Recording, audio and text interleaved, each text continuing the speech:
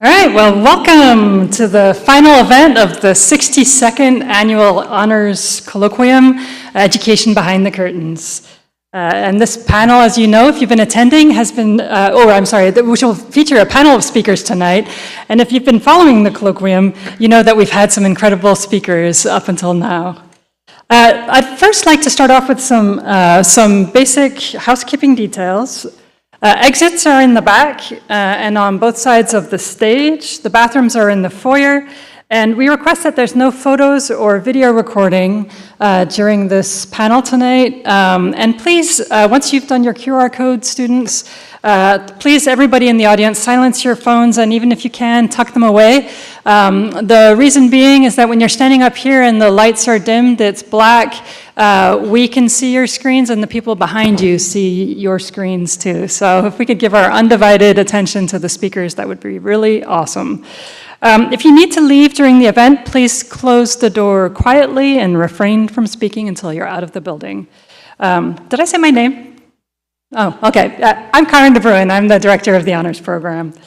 I'd like to do the land acknowledgement by welcoming Crystal Mars Baker, a Narragansett tribal citizen. Could you please join me for the acknowledgement?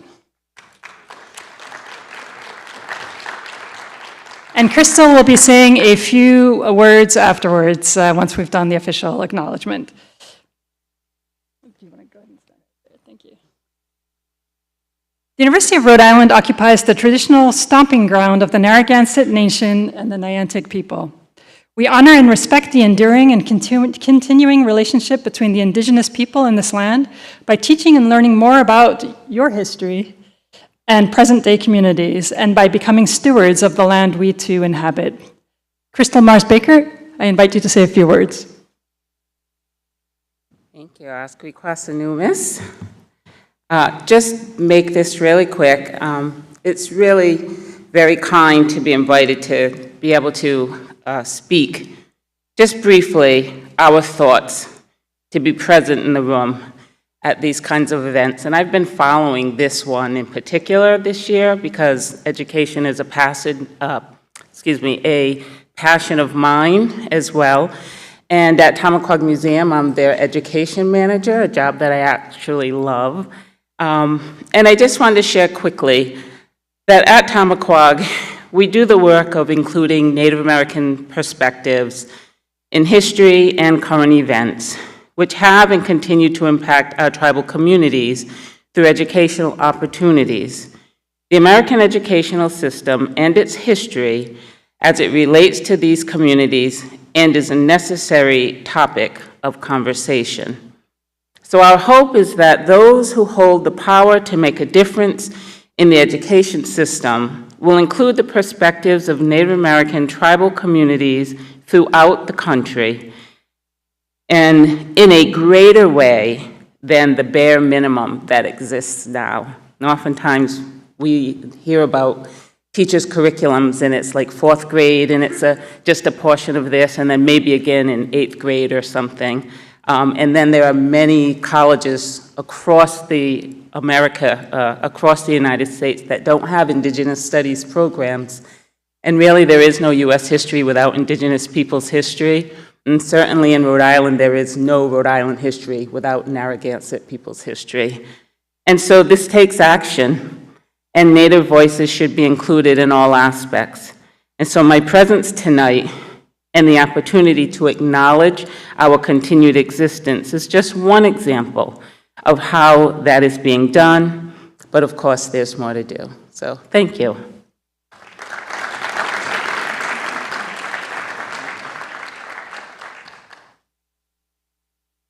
Thank you. So over this speaker series, we've heard about topics that have ranged from what can we afford and becoming Indigenous serving institutions to using AI to become better at becoming human. And we have brought in incredible regionally, nationally, sometimes internationally renowned speakers that have spoken to our students in our Colloquium course. I'd like to really give a shout out to our students in our Colloquium course because the speakers, without fail, the highlight of their visit is speaking with you all. It's so frequent that they say that your comments are thoughtful, that there's sometimes questions that they've never thought of, that you're listening, you're attentive, and you're engaged, you're really engaged. So I really thank all of the honors students in the course for making the experience for the speakers wonderful too. Can we thank the students really quickly?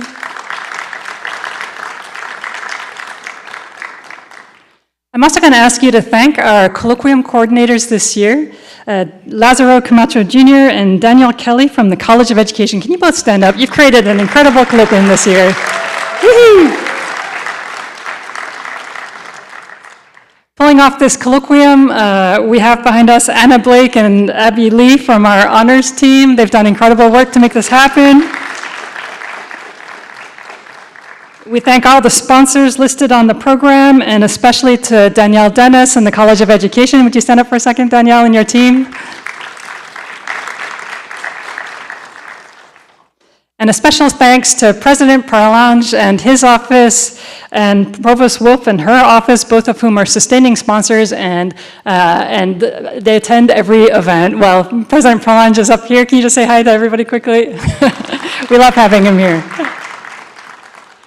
We invite you all. We have a reception after the Colloquium just across the street in the Welcome Center, the John, what's it called? The Higgins Welcome Center, Robert J. Higgins Welcome Center, and it's in the Hope Room. We know that you'll want to continue the conversation. Students, there's a lot of food. We'd love to have you. And the whole community is welcome to the reception. So it's our tradition at the last Colloquium event to introduce the next Colloquium event. Abby, you ready? Do you all know what it is? Raise your hand if you know what it is already. Yeah, a few of you, right? Okay. You ready? Can we give a drum roll quickly? Alrighty, let's see it. Interstellar exploration. And the Colloquium organizers, I should point out, are Len Kahn. Len, I saw you walk in. Where are you? Could you stand up for a second? Doug O'Berry? He's not here? No? Okay. And Robert Cohen.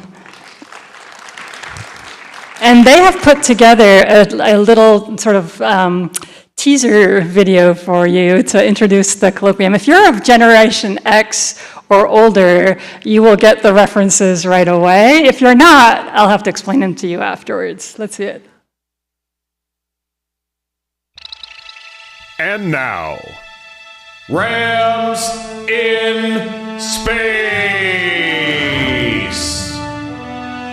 Join us on an interstellar voyage where you will explore the mysteries of the cosmos, traverse the frontiers of knowledge, and journey beyond your limits.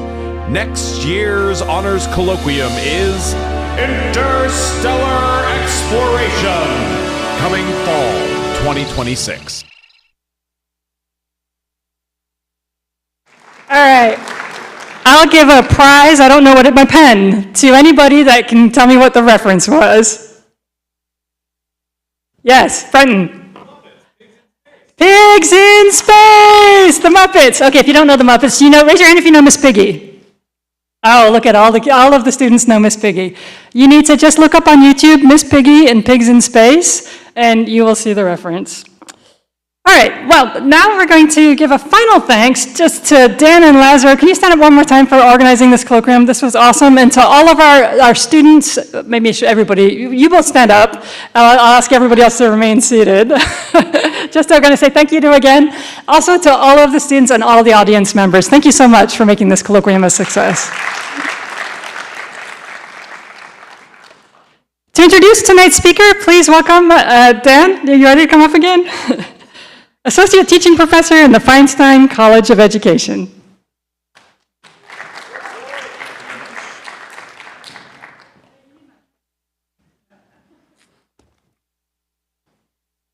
All right, good evening, everybody, and welcome to the final public lecture of the 2025 URI Honors Colloquium, Education Behind the Curtains. On behalf of Dr. Camacho and myself, thank you for your support throughout this series. We hope that the speakers that you've heard this semester have offered a unique and honest look at PK through 20 education, its challenges, its possibilities, and the people working every day to help move it forward. We also, Dr. Camacho and I, want to take a moment to publicly thank our honors students. Your curiosity, engagement, thoughtful questions, and willingness to dig deeper into complex topics have elevated the entire colloquium. You've approached this series with intellect, with passion, and an openness to learning that truly embodies what an honors education is all about. So tonight, we close the series with 4 remarkable leaders who each bring a different lens to the education landscape: research, policy, school systems, and statewide leadership. Together, they'll help us explore some of the most pressing questions facing our state. Why are special education teacher shortages so persistent? How do we redesign our system for a new era of learning? What does high-quality career and technical education look like today? And how does policy shape the opportunities our students receive?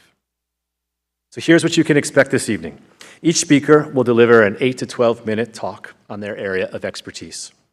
And while we won't hold a formal Q&A, we invite you to stay after to speak with our panelists and to continue the dialogue and continue across the street at the Welcome Center. So with that, let's begin. To kick off this evening, we are honored to welcome Rhode Island Senate President Valerie Lawson. President Lawson is a lifelong East Providence resident, educator, and public servant. She assumed the role of Senate President in April 2025 after serving as Senator for District 14 since 2019. Before her legislative service, President Lawson spent more than 3 decades teaching U.S. history and civics at East Providence High School, where she also served as president of the East Providence Education Association. Her state and national leadership expanded even further when she was elected president of NEA Rhode Island in 2023. Her legislative work focuses on strengthening public education, supporting special education and multilingual learners, and advancing policies that protect Rhode Island's most vulnerable residents. Her blend of classroom experience and policy leadership makes her one of state's most influential voices in education and workforce development. Please join me in welcoming Senate President Valerie Lawson.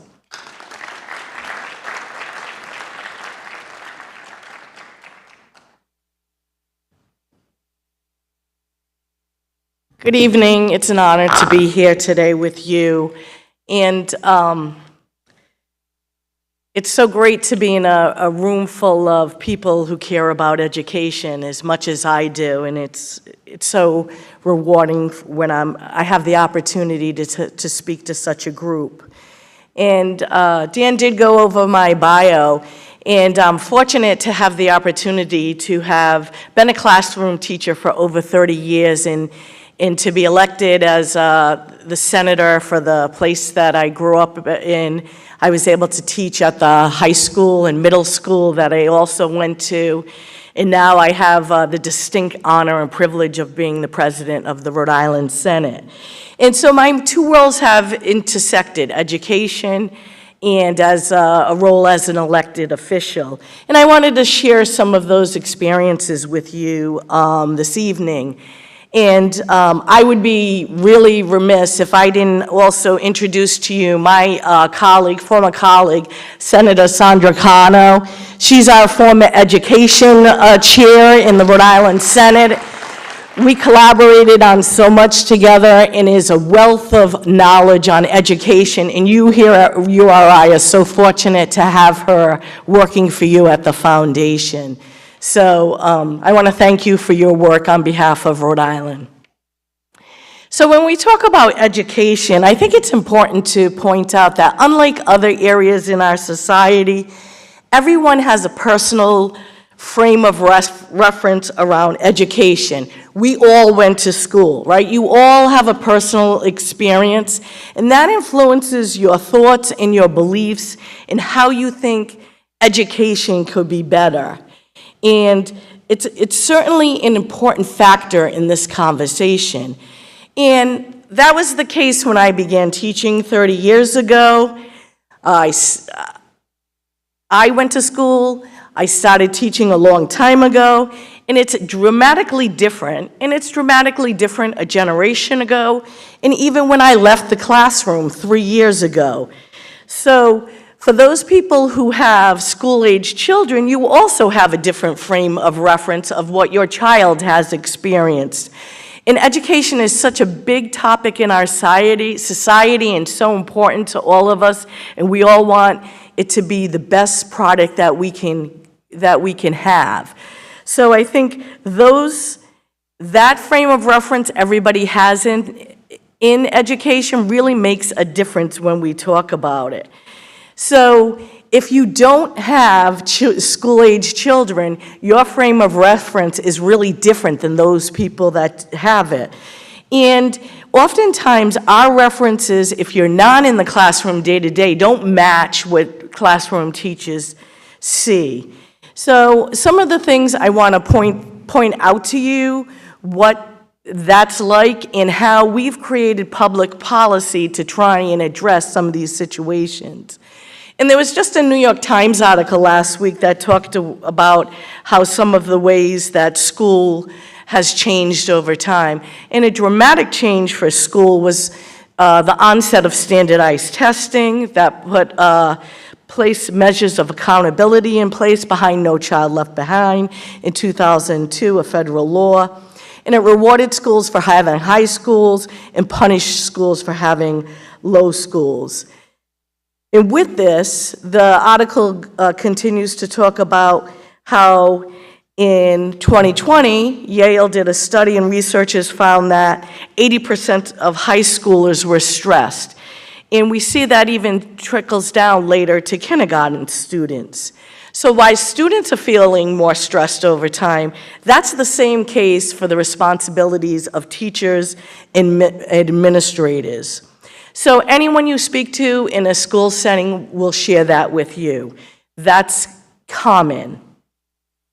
And we have all collectively worked to address these needs and looked at things like poverty, how to address these things, food insecurity, mental health, the impacts of COVID, and during much more. And I can tell you as a classroom teacher, one of the biggest distractions that I found in my high school class before I left the classroom just a couple of years ago was students' biggest distraction was a cell phone.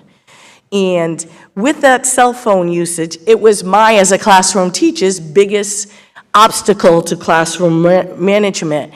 And I'm really proud to say that last year, the Rhode Island General Assembly came together and we passed a law that will now restrict cell phones in schools during instructional time, districts will have to implement that next year.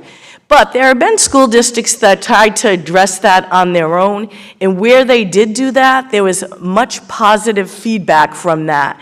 Kids were far more engaged in learning, and they were more engaged with one another. So I think this law will help, it will help student outcomes. In addition to that, I think it'll reduce stress for kids. And one of the areas always focus in education too that we've looked at around public policy is funding. And Rhode Island was one of the last states to have a funding formula in 2020 and enacted it. And the initial funding formula took into account many factors which include poverty in the community. And there have been many changes made since 2010 to trying to improve this funding formula, including increasing a district's allocation for the percentage of English language learners in which they have. We've also tried to make strides in early childhood education. And you often hear the statistics, your education majors, that, if a kid is at third grade at reading at grade level, their likelihood of success is improved. And if they're not, they're less likely to be successful. So measures around improving childhood outcomes are something that we have focused. In 2015, we made universal pre-K here in Rhode Island for all students. Now, one of the things we're looking to strive to is to provide universal pre-K for 3-year-olds and 4-year-olds. And funding is an obstacle to all of these things.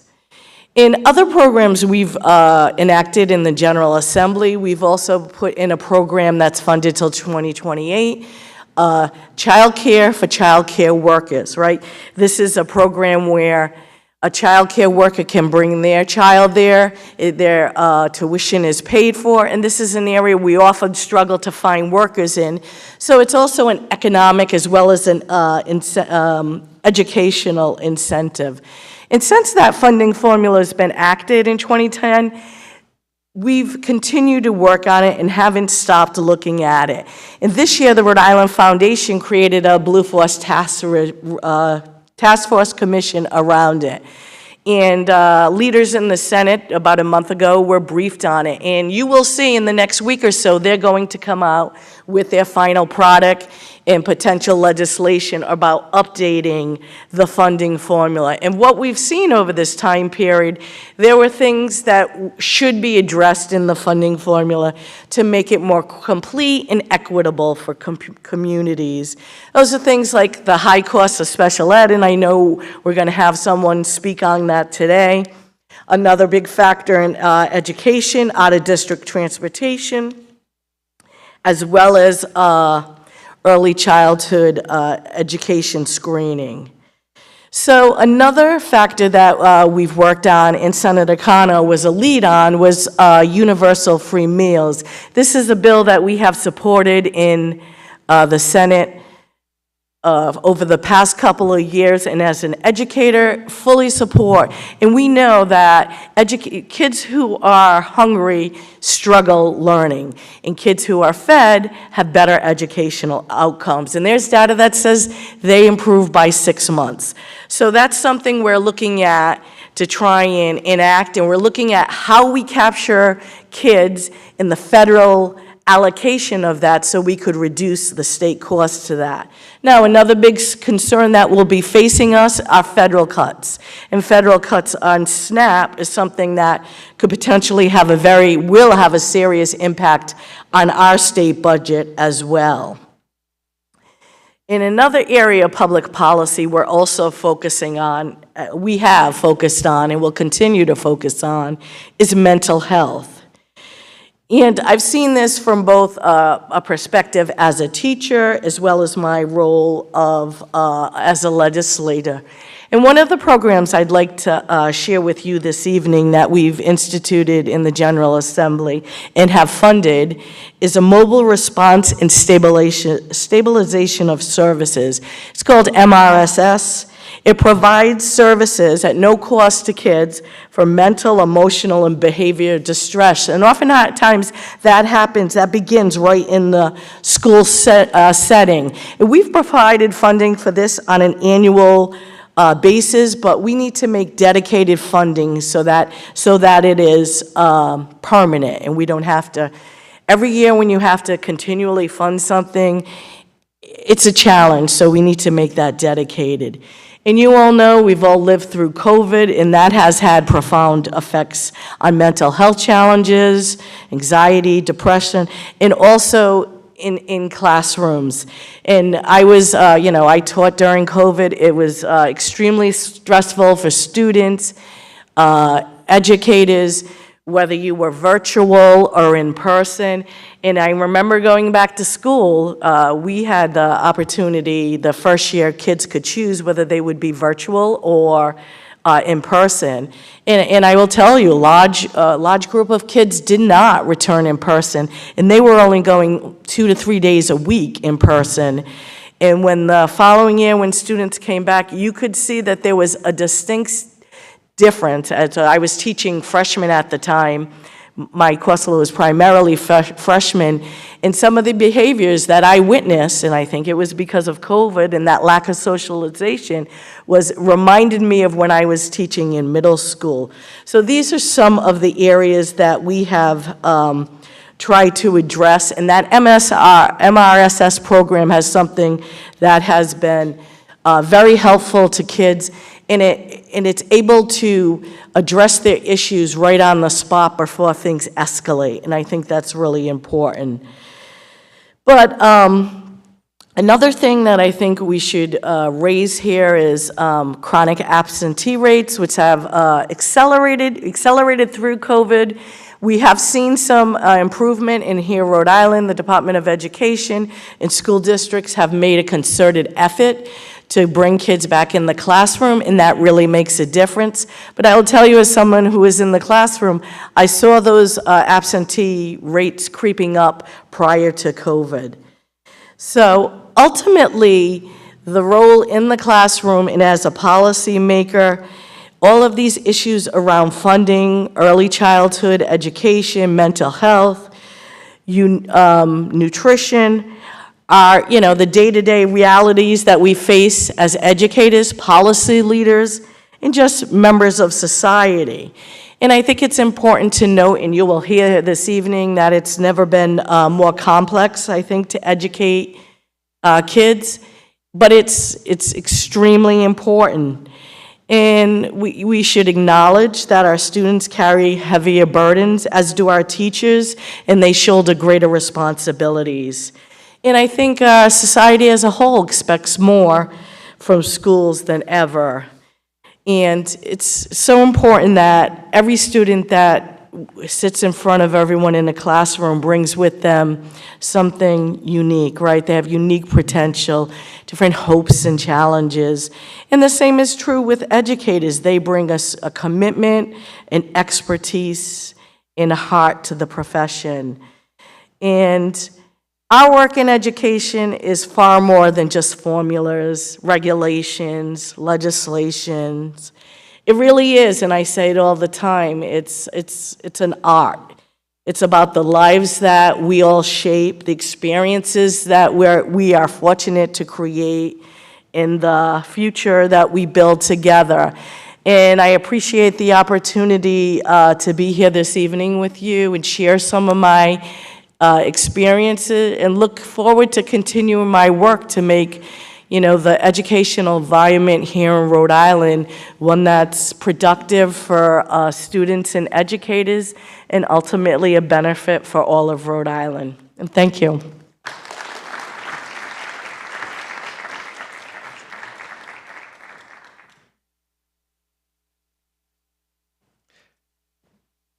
Thank you, President Lawson, for your leadership and for sharing such valuable insight.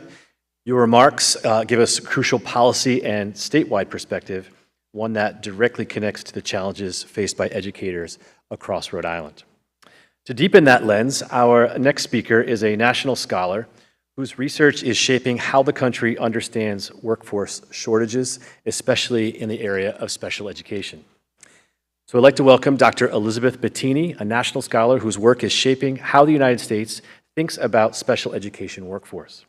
Dr. Bettini is an associate professor of special education at Boston University's Wheelock College of Education and Human Development, and is affiliated with the Wheelock Education Policy Center.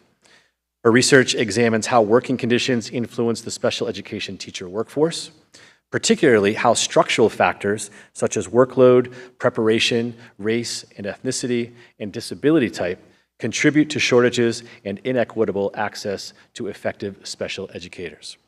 Her current projects, funded by the Institute of Education Sciences, the Spencer Foundation, and the Office of Special Education Programs, focus on strategies policymakers and district leaders can use to better support and retain special educators. Her scholarship has been recognized at the highest level with the Presidential Early Career Award for Scientists and Engineers. Before entering academia, Dr. Bettini taught students with emotional and behavioral disorders in Connecticut and Arizona. Please join me in welcoming Dr. Elizabeth Bettini.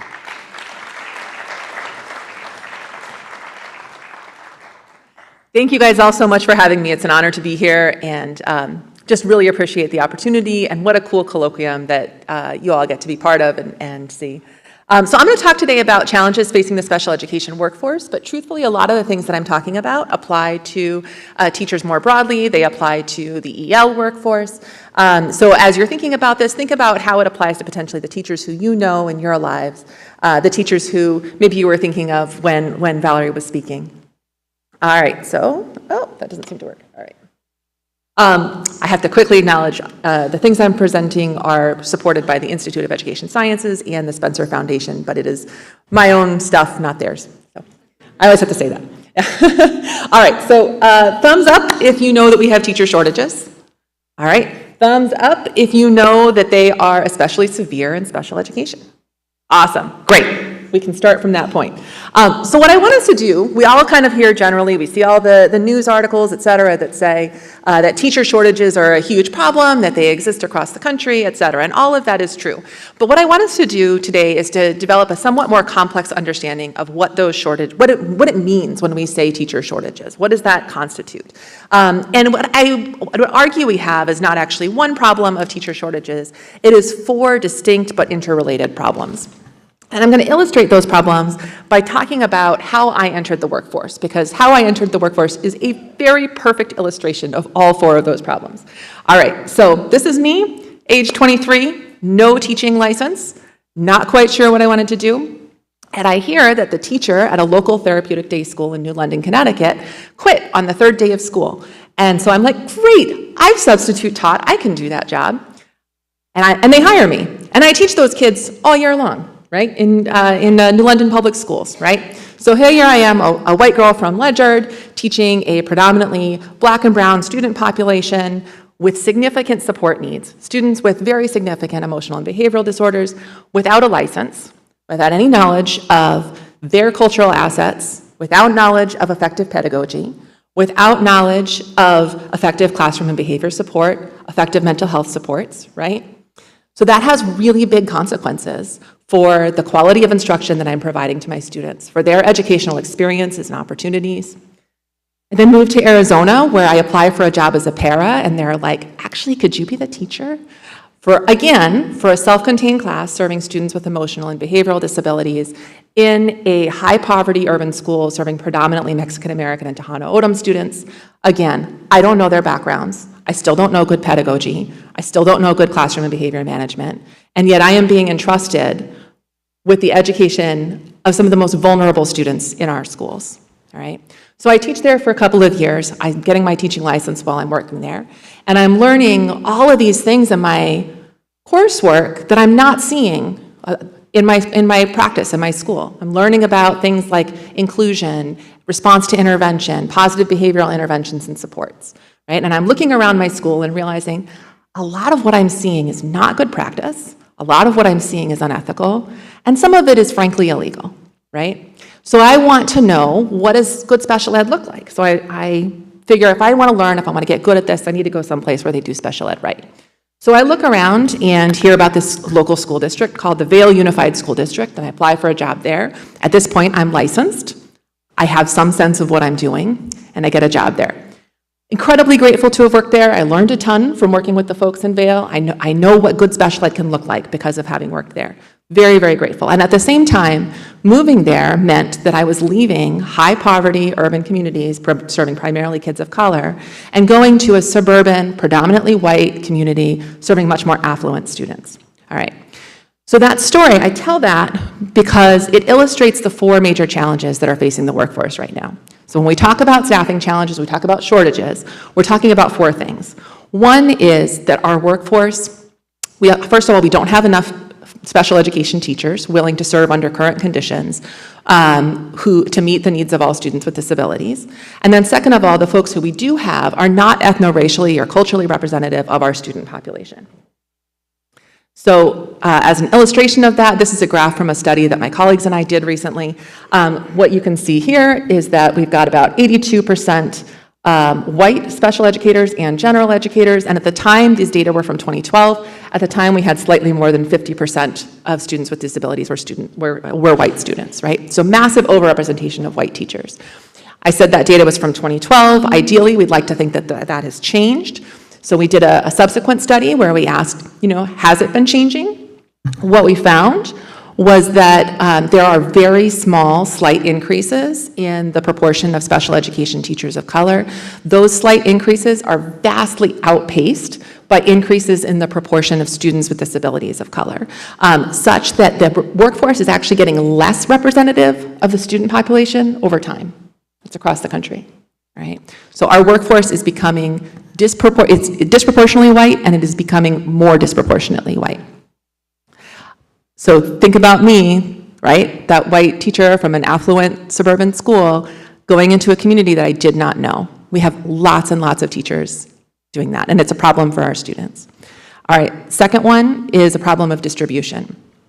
So we have the folks who we do have teaching in schools are inequitably distributed. We've got the most experienced, most qualified teachers disproportionately teaching in the more affluent schools serving mostly white students. We have the least experienced folks, the least qualified folks disproportionately serving in schools, serving primarily students of color, primarily low-income students.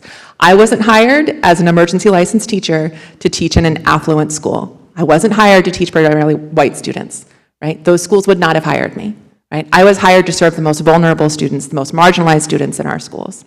And we see this nationally. So this is data from 7 partner states with the Spark Center. What you can see here, each of those dots represents the proportion of special ed teachers who is a novice teacher. And we've got the low poverty, middle poverty, and highest poverty schools along the bottom in each of the 7 partner states.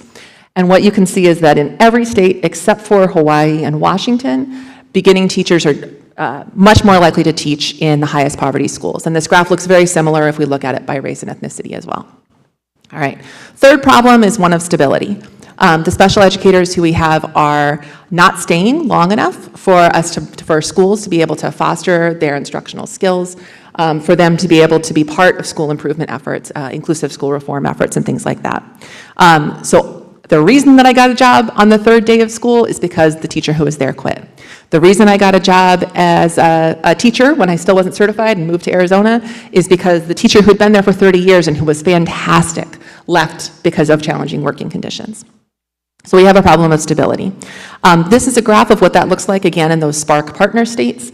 What you can see is we've got attrition, annual turnover rates ranging from a low of 20%, so 1 in 5 special educators leaving annually in Pennsylvania, to almost 50% in Texas. So that means every year, principals having to replace between 1 in 5 and 1 in 2 of the special educators in their schools. That is an absolutely unsustainable rate of loss. It is not sustainable to replace folks at that kind of rate. All right, the final problem we have is one of effectiveness. The folks who we have serving are not sufficiently effective in promoting positive student outcomes. And after I articulated all those other challenges, maybe you can see some of the reasons why, right? We've got a lot of novice folks.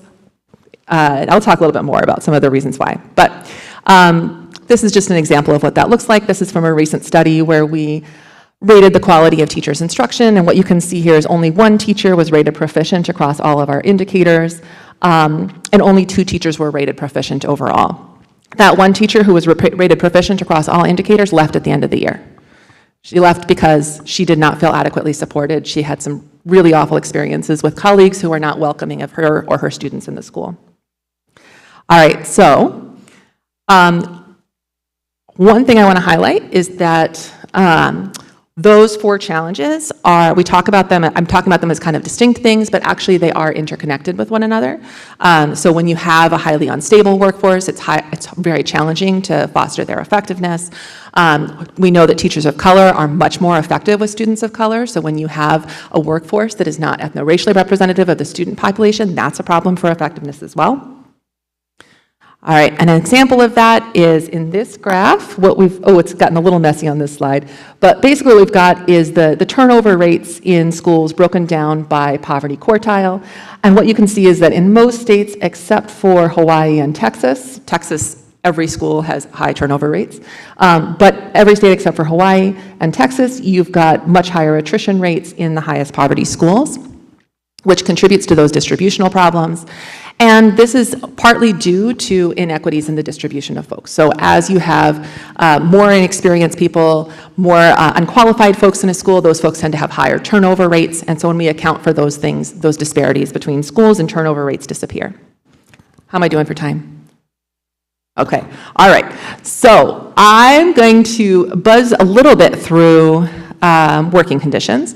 So one thing that we know from our prior research is that working conditions are contributing to all 4 of those challenges.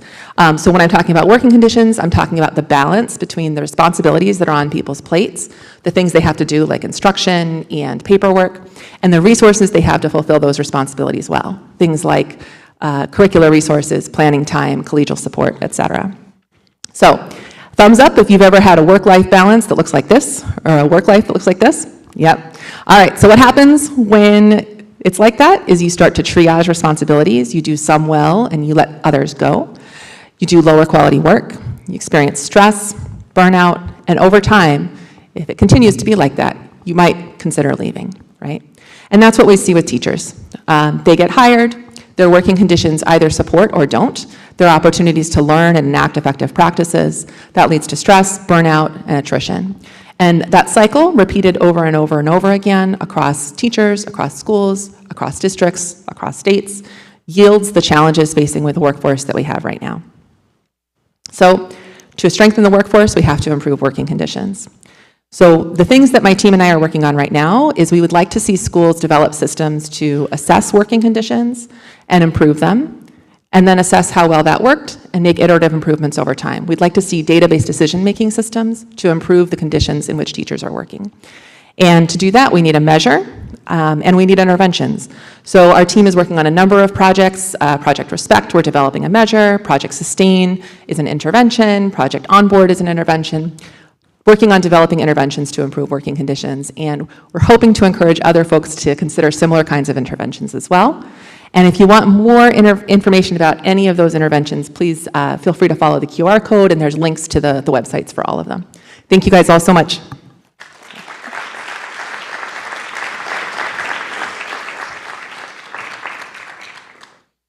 It's really hard to do. Take your life's work and do it in 12 minutes.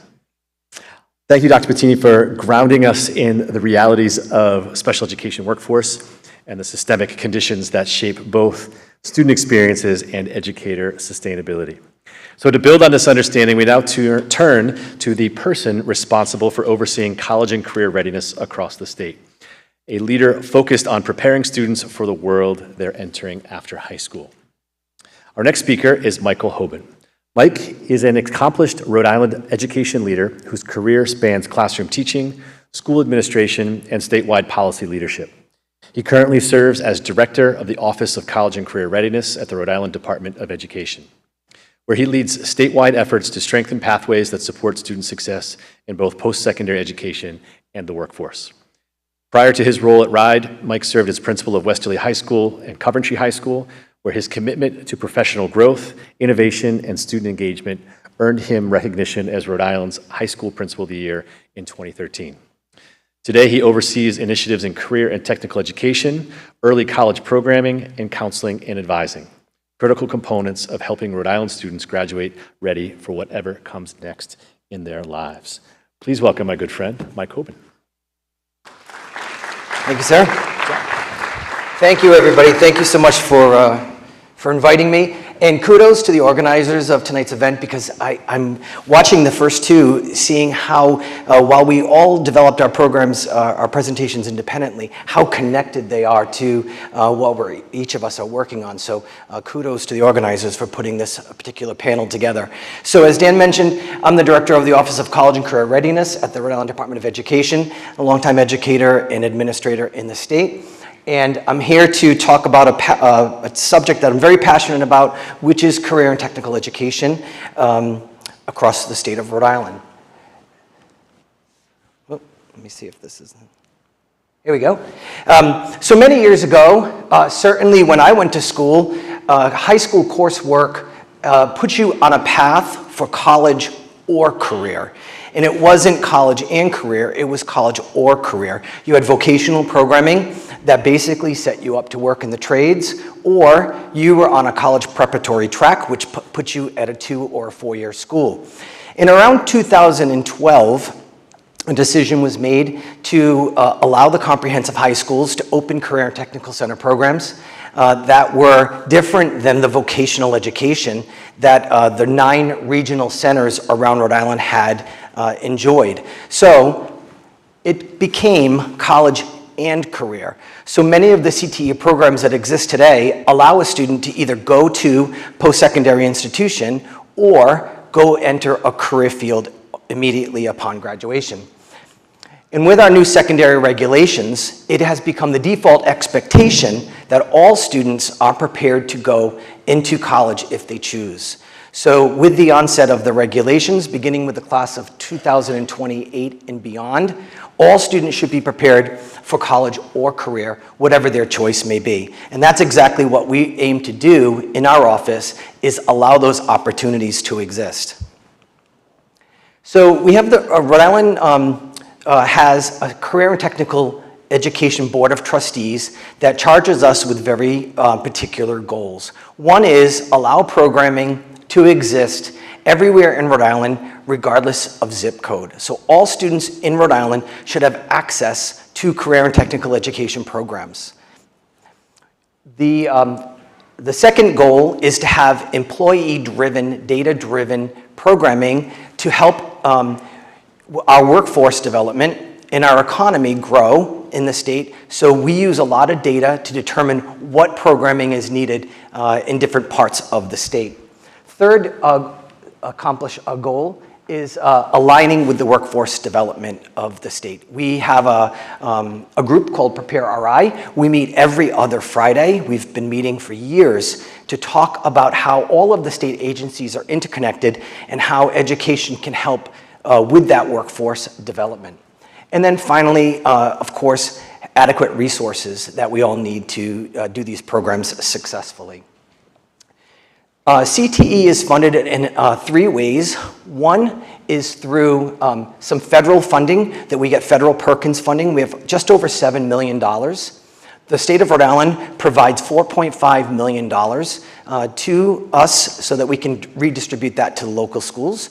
And also the local communities also contribute to the funding for career and technical education through their local budgeting process. So all three funding streams are used to support career and technical education around Rhode Island. There are 318 programs currently, all working towards 75 industry-recognized standards. I apologize for the numbers on the graph, but in the translation to Google, they kind of grew a little bit larger. But this year, we have 318 RIDE-approved programs around the state, minus Block Island. There are only local education agency that doesn't have career and technical education yet. That is my goal, is to continue to work with the Block Island folks to get them access to career and tech ed. But we've seen continuous growth across the years of programs that are being developed and implemented across the state. We're currently under the program review approval process. We currently have 38 programs, new programs that we're reviewing for potential approval to be added into the schools for the school year 26-27. Participation in CTE also continues to increase. We have just over 20,000 students who take at least one course. All of this data is lagged by 1 year, but take at least one course in a 3-course sequence for career and technical education. So as you can see on the graph, it has steadily increased since 2019. Again, just under 21,000. So we're expecting when we get all of our data for 25 that we'll be over the 21,000 mark. And again, a participant is defined as a student who takes one course for career exploration. Concentrators are also increasing. A concentrator is defined as a student who takes 2 courses in a career field that are sequential in nature. That has also increased since 2019. And then we have our students that are completers. Those students complete 3 courses in a scope and sequence, along with 80 hours of work-based learning, as well as successful attainment of an industry-recognized credential. The CTE per pupil expenditure has not kept pace, though, with our increase in programming and funding. As I said, Perkins funding, just about $7.1 million. State categorical, $4.5. But the number of programs and the number of students participating in CTE has gone up so quickly that the funding itself has not kept up pace. So the local education agencies have to take on a little bit more of the financial burden. It has impacted our ability to assess the program quality, as well as the resources that are available to students. But we're working on this very hard, and we appreciate the investment that both the federal government, the state government, and the local governments provide our students in this area. But this graph shows that we have some work to do in the per pupil expenditure for career and technical education. We identify some of our career clusters as high demand, high skill, high wage, high growth. You'll hear all of them called some of these. These 11 career clusters out of 16 have been identified by the Governor's Workforce Board as our priority sectors. These are the clusters that drive our economy locally, and these are the things that qualify for the $4.5 million in categorical funding. So it's important that we keep a close eye on what our state needs for career and technical education and make sure that we're offering programming to our students within these specifically 11 career fields, 11 priority sectors. Of course, you can see education as being a huge need here in the state. We heard that already twice now. So here's a third time to say to education students that we are in need of your help. But we have a very close eye on these. This is a graph from the Governor's Workforce Board's website that identifies the priority area sectors between high need, how many jobs are needed in this occupation within the next several years, and what the median wage is for those occupations. It's a pretty interesting graph to consider looking at, and the size of the bubbles obviously indicates the extent to which the need exists. So we use a lot of data to help make our decisions on program approvals. One of the things that's very important to the local schools is the post-secondary success measure and our accountability ratings. There are 4 buckets in the post-secondary success accountability measure that matter for that rating. One of them is earning advanced placement credit. The second is earning dual or concurrent college enrollment credit. Third is having an industry-recognized credential from a CTE program. And finally, this year, for the first year, we included those students that have earned the seal of biliteracy, meaning that you are proficient in English and a world language in both reading, writing, speaking, and listening. URI offers 3 college credits to those students who have earned the seal of biliteracy. URI also accepts the dual and concurrent college enrollment, college course credit, as well as many of our AP credits. These credentials all are what we call culminating credentials that exist upon a student's completion of the 3-year scope and sequence of courses. Also, to connect to the other 2 presentations just before me, our highest population of need is our differently abled students. And again, this is a graph that we use for our accountability measure. And you can see that so many schools have identified the need to increase performance with our differently abled students. And as a result, our CTE team has, in the past 2 years, trained close to 150 career and technical education teachers, as well as special educators in strategies in the CTE classroom. So we're just completing our 2nd year cohort where we've tried to infuse special education strategies across all of our 16 career clusters in every single high school in Rhode Island, again, minus Block Island. So we're also trying to meet the demands of the school by offering professional learning for our career and tech ed teachers.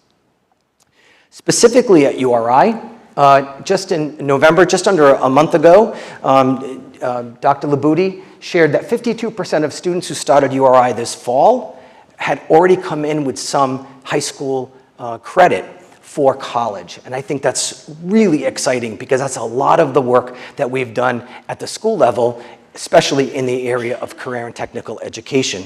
And over 50% of URI students are in-state students. So I thought this was a great statistic, and it was just about a month ago. Specifically here at URI, we have, there are 200 of the 318 Career and Technical Center programs that offer post-secondary credit upon successful completion of the program. Specifically here at URI, there are 22 of them that when you finish successfully the Career and Technical Center program, you would earn URI post-secondary credit. And among them, we have, as you can see, the biggest majority includes those in the IT space. In 2019, the state of Rhode Island earned an EIR, an Education, Innovation, and Research grant that provided 20 high schools with an opportunity to build a computer science scope and sequence pathway, which ultimately led to AP credit, which ultimately led to a bunch of students taking a computer science program. And many of them have come here to URI to study computer science. So here's some really direct connections of the work that is happening at a school level that translates right to URI. But we also have 4 in business, 1 in bioscience, 1 aquaculture, and 1 animal science. In the schools on the right side of the slide are the schools that have those post-secondary credit programming that leads to URI credit. In 2024, the state provided an additional $2 million. The Commissioner of Education, Commissioner Angelica Infante Green, has given us a bold goal to give a career awareness participation course, meaning that students are participants in career and tech education, 1 course, to all students. So we set out a vision to have new innovative programs that didn't already exist in the state of Rhode Island, and we awarded 9 programs across the state for innovative career and technical education programs to develop a standard and open a program that doesn't currently exist. And these are the 9 schools that received those awards. We have Central Falls that is creating a translation program for both medical and legal translation. The Met is opening veterinary careers. The Cranston Public Schools is working on allied health. Pontiac High School is opening a Greenovation Innovation Lab. Narragansett is opening a marine seafood and tourism program. Westerly and Lincoln have partnered on an aviation program and bought pilot simulators to have their students use simulation machines to imagine that they were flying a plane right in their classrooms. Hope High School has a production design program being built. Warwick Public Schools has environmental science and energy. And finally, JSEC is opening an MRI technician program. All of those programs are slated to start in school year 27-28. So they're all in a planning year and building out their CTE program. This is probably my favorite thing that we do here at the Department of Ed is offer a CTE map. I want to check on time. 1 minute. I'd love to show you a little bit of this map. The link for this map is included in the presentation, but this is where all of our 318 CTE programs exist around the state of Rhode Island. There are 5 maps that are included in this. The first map, I won't show it to you, but it's very, very cool to interact with. The first map is about the transportation regions. If you notice on the map, there are colored sections. And as President Lawson spoke of, transportation costs are pretty expensive. But if you live in one of those regions, within that colored region, you can attend any CTE program in that region, and you will receive free transportation from your home district. So these are our 5 transportation regions that allow open access and choice for kids who want to study something that isn't necessarily offered in their home high school. The second map is a map of schools. It has every one of our high schools and all of the CTE programs that are listed and that are available for that school. So if you live in that community, you can see what your high school offers for you. And it's very easy and interactive and lots of drop-down menus and hover tools. The third map is a map for career clusters. So if you are interested in healthcare, you can click on the map number 3, click on healthcare, and find all of the healthcare programs that exist in the state. Hover over them, you'll see what city or town it is, If it's in the colored region in which you reside, you could get free transportation to that center, to that school. The fourth map is the standards map. So if you want to study IT cybersecurity, you can find every program in the state of Rhode Island that offers IT cybersecurity on map number 4. It allows students and parents to search for the career field that they have interest in. And again, if you're within this colored region, you could get free transportation to that school from your home region. And then finally, the fifth map is our substantially similar list, in which means that if 2 schools have a substantially similar program, that the student should attend the school of their residence, not necessarily have to go to another school outside of their home district. So we do some analysis to ensure that if 2 programs exist that are substantially similar, that the student would attend the one of their school. So many students are taking advantage of that opportunity to have open access to career and technical education. And this map allows families, parents, students to really find the passion that they have. We know that our career and tech education students have better attendance, they have better engagement, and they actually have higher graduation rates than their peers who are not participants in CTE. So we know that this is a formula that's working in the state, and we are thrilled to continue to expand it. We could potentially see close to 350 programs for the next school year. And we will try to continue to grow. But we also want to make sure that our programs are of high quality and that we're producing students with passion and have those industry-recognized credentials that are so desperately needed in the Rhode Island workforce.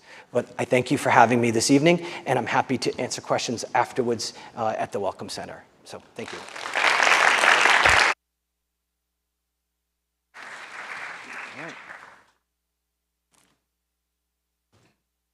Thank you, Mike, for that thoughtful look at how pathways are helping our students.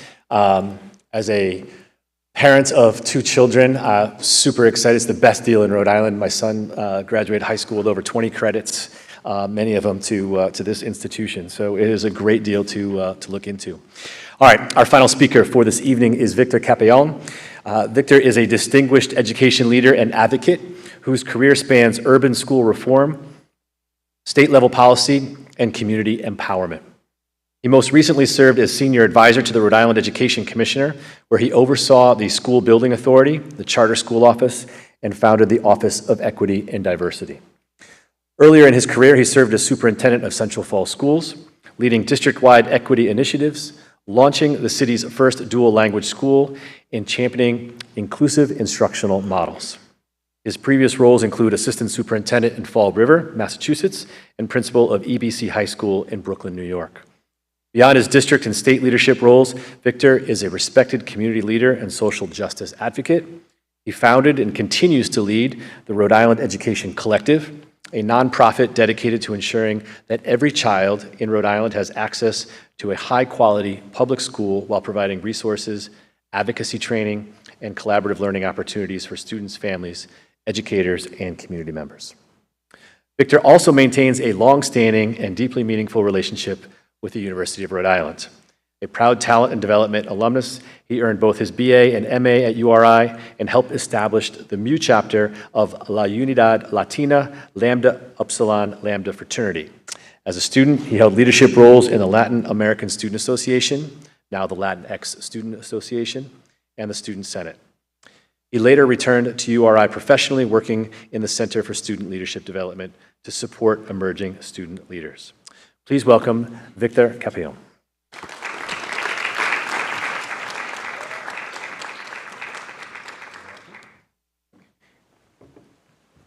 All right, good evening. Buenas noches. You know, I was telling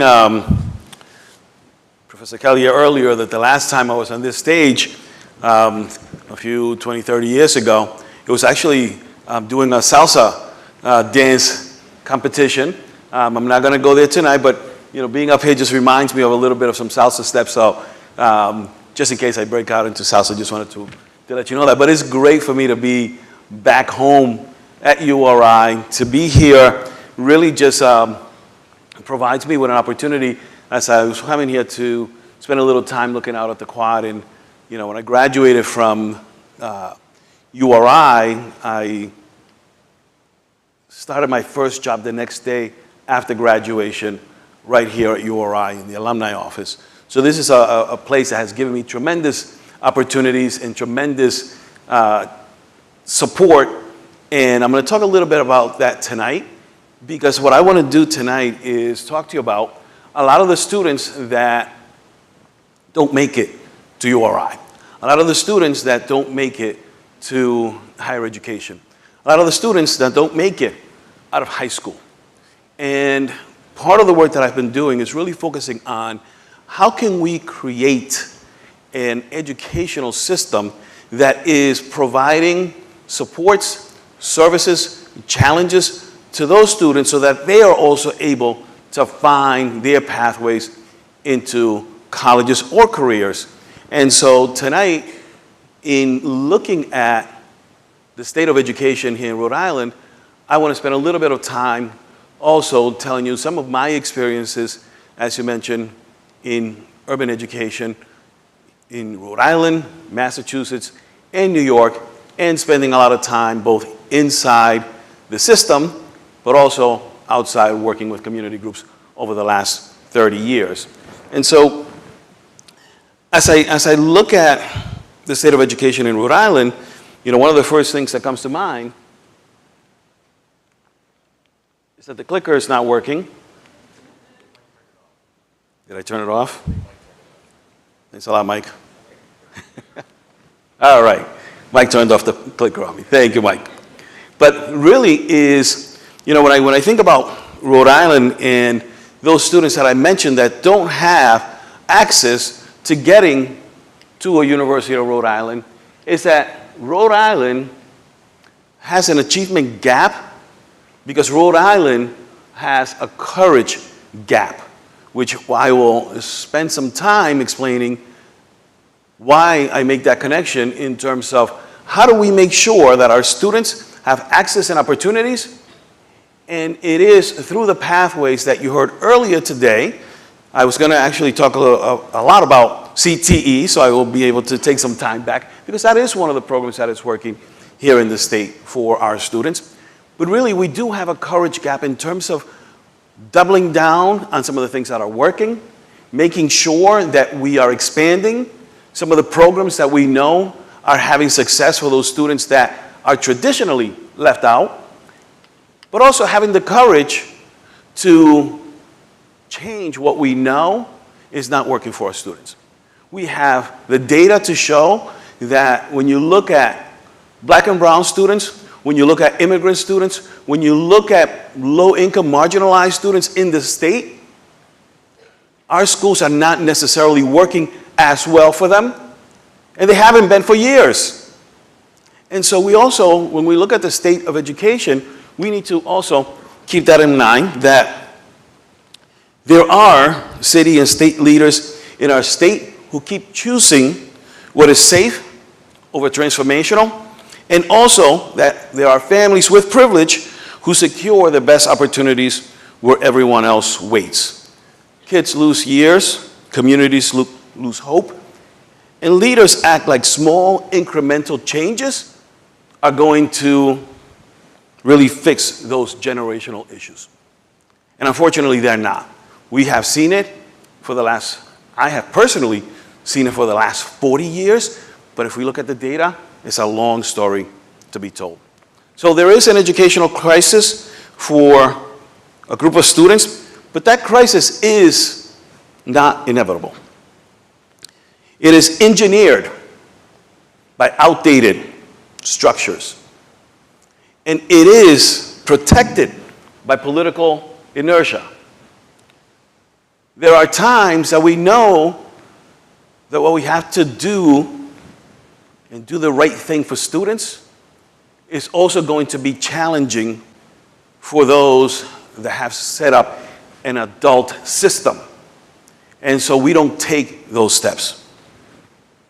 And I can tell you that the state of education in Rhode Island, from where I see it, is a system of haves and have-nots. And when we look at one group, I don't want to do a lot of data tonight because I wanted to tell you a little bit of that story, but one data point here, in the NAEP report, which is the nation's report card, we can see that Hispanic students have math scores that were 34 points lower than their white peers. But then if we look back, like I said, that just didn't happen. That's been happening for years. The gap was not significantly very different in 2000. So 24 years later, we have 2 points change. So that's what we have to keep in mind. And I can go on and show you another 15, 30, 40, 50 data sets that look similar to this when we talk about our urban students, when we talk about Black and Latino students, when we talk about students from Central Falls, from Providence, Woonsocket, Pawtucket, and some of our other urban centers. But there is some hope here in Rhode Island. And Rhode Island has started to do some of that work. Rhode Island has programs that are getting better for our multilingual learners. We saw some of that. The Department of Education and Commissioner Infante Green presented some of that data, that there are some areas of growth for our multilingual learners. You heard about some of the areas of growth in our CTE programs and the access that they give students while they're in high school to be able to access college. You hear also a little bit of the work that some of the charter schools are doing. So there are some things that are working here in Rhode Island. And I have to give some of that credit definitely to the leaders at the Department of Education and the work that they're doing.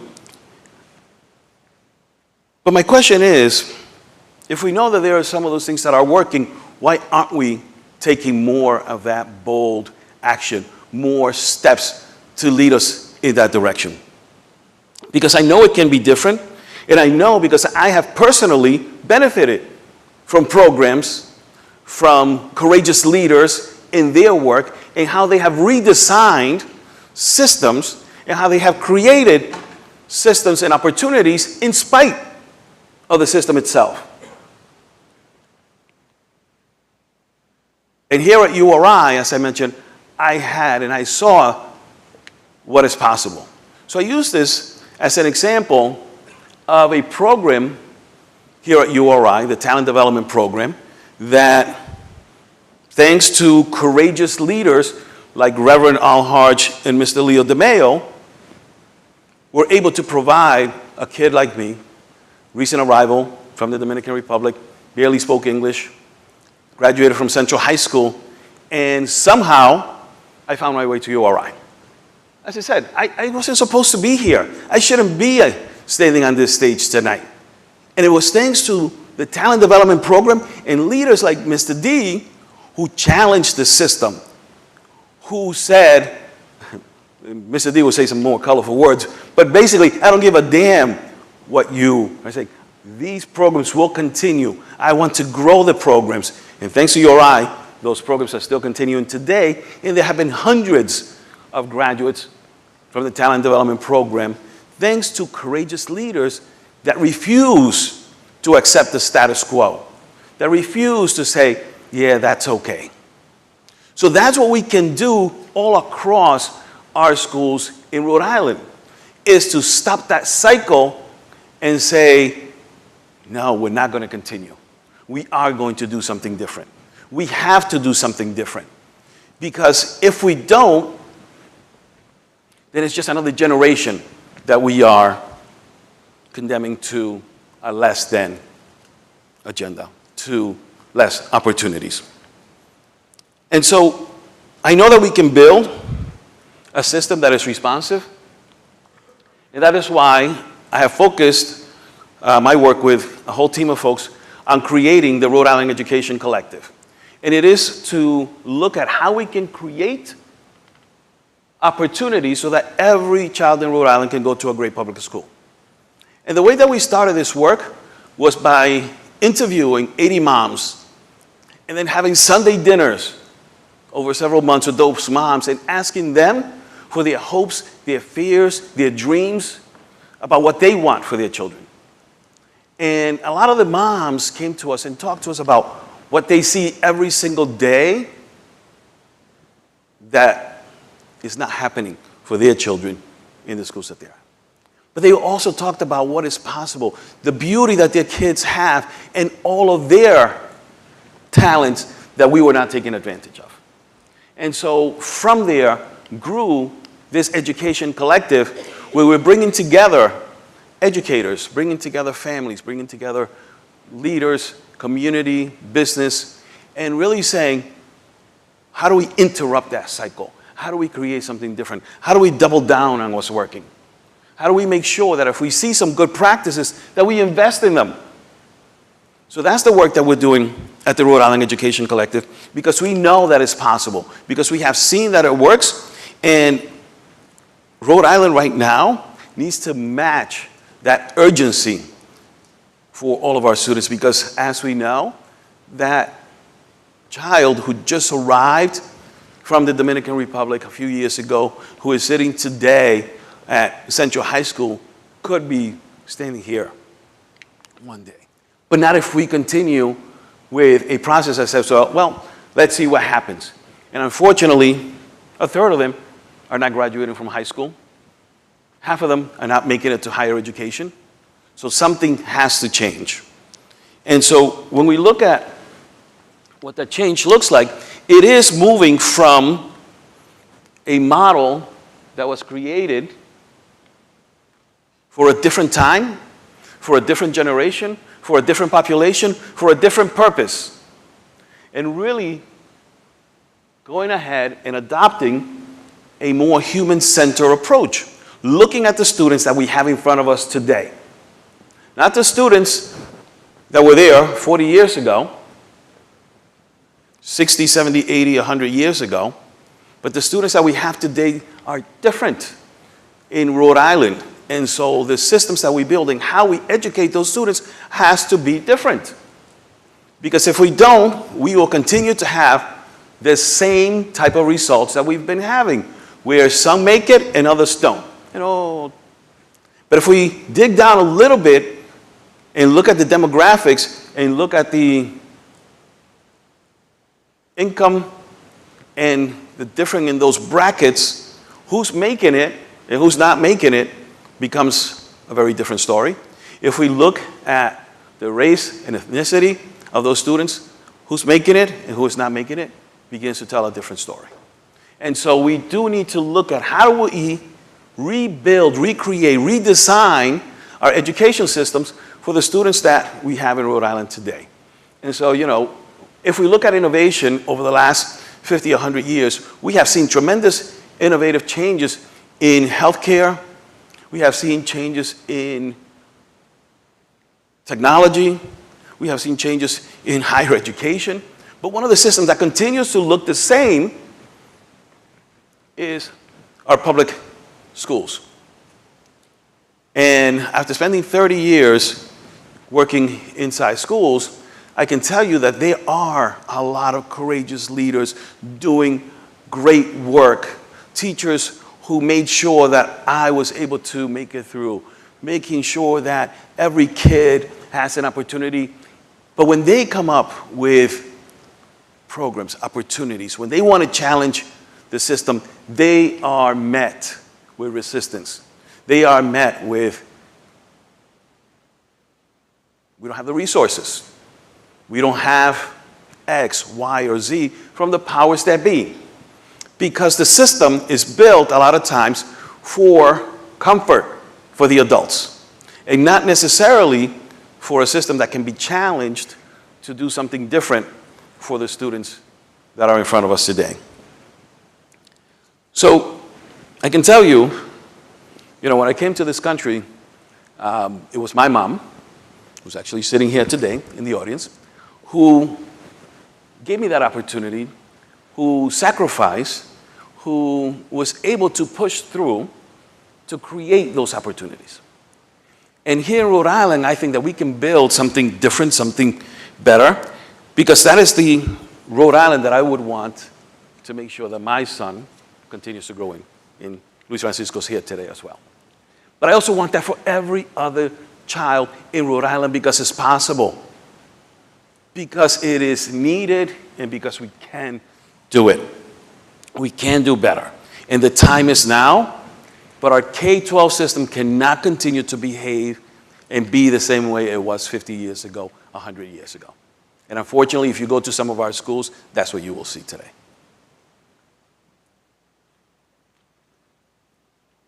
So the time is now, and as I said, there are some areas that we have that are working. You heard about our CTE programs where they match career and college. I want to talk a little bit then about dual language and doubling down on some of those programs that can prepare our students for a global economy, that can prepare our students to be international citizens, that can make sure that our students have access. And I think that we have some examples right here in Rhode Island where those dual language programs are working. You have the International Charter School in Pawtucket, you have Nuestro Mundo in Leviton and Providence, you have Raíces in Central Falls, and they are producing results for students who are in front of them today that look like I did 40 years ago. And so that is an area where I think we can definitely make some headway and continue to expand and double down. But as you heard, the shortage of our special educators, same thing here with our dual language providers. That is an area where we have a shortage, and so we need to be able to double down and support the creation of more dual language teachers and more dual language programs right here in Rhode Island, because as I mentioned earlier, Rhode had just come out and said that our multilingual learners are doing better, and it is thanks to programs that are, in some cases, as these dual language programs that we're seeing in our state. So we have some things that are working, and so how do we double down on it? And then last is the charter public sector here in Rhode Island that I want to talk about. And there are some areas there where you will see that opportunity can be met by the demand. Parents, the 80 moms that I talked about, a lot of them talked about how they wanted to get their children into a charter school. Unfortunately, those schools have long waiting lists because they have high demand. And so we need to make sure that if there is parents that want these schools, if they are showing results that are nationally validated, this is a result of some of the work that we're seeing across the country. And Rhode just received this report that shows that students in our charter schools right here in Rhode Island are #1 in the nation in terms of growth, showing a 90 days in terms of reading and 88 days in terms of math. That's a half a year that our students are seeing. So to wrap up, I believe that here in Rhode Island, we can do better, and we must do better. I know we can do it. I've seen it. But it's going to take courage, and it is going to take political will, and it is going to take leadership. And so as you look at the state of education in Rhode Island, the one thing that I want to remind you is that all of us here found our way to URI and have made it here, but a lot of our students across the state are not. And so I'll leave you with this last 2 questions. Why do we still have so many schools where Black, Latino, immigrant, low-income students just aren't making it? They're learning. And the second question for you to leave tonight is, if these were your children, would you tolerate that rate of change where we're just doing tweaks and incremental changes? Thank you.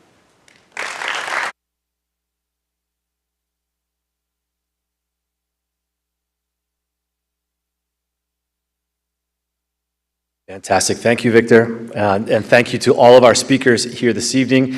Together, they have painted a nuanced and urgent picture of Rhode Island's education landscape. Its challenges, its opportunities, and the work ahead that we need to ensure that every student in the state has access to high-quality education that they deserve.